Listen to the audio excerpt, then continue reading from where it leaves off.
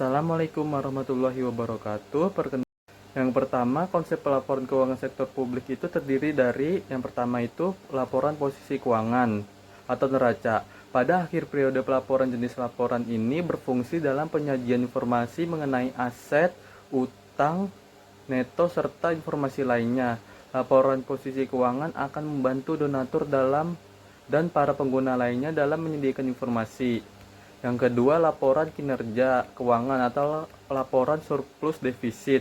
Laporan ini berfungsi dalam penyediaan informasi mengenai pengaruh transaksi dengan peristiwa lainnya yang menyebabkan perubahan jumlah aset neto serta peristiwa-peristiwa yang menggambarkan bagaimana sumber daya digunakan dalam aktivitas organisasi.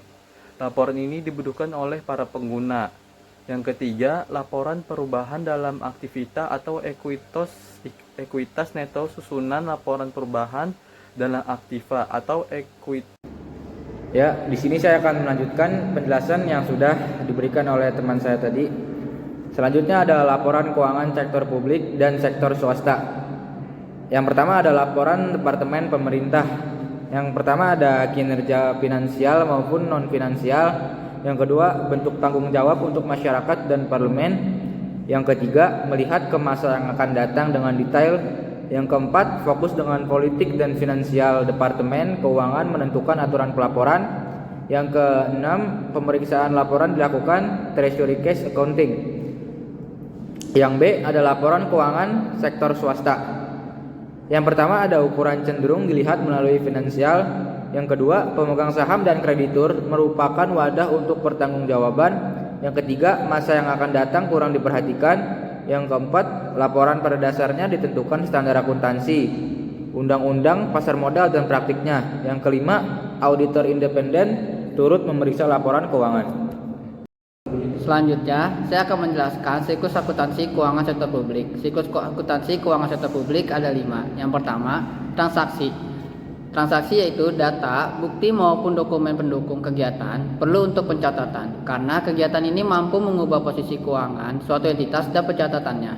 Yang kedua, analisa bukti transaksi akuntansi, yaitu bukti pendukung tentang informasi perlu ada untuk setiap transaksi. Hal ini berguna untuk menganalisis dasar pencatatan.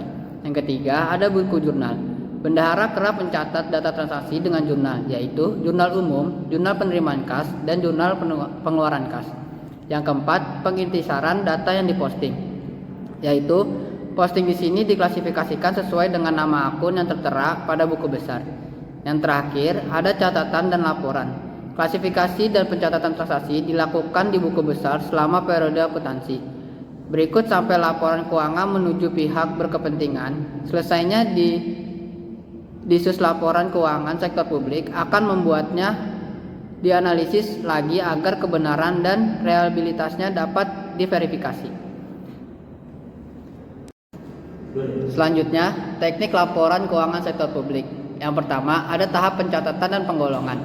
Mencatat dan menggolongkan ialah identifikasi serta mengukur berbagai transaksi di buku jurnal.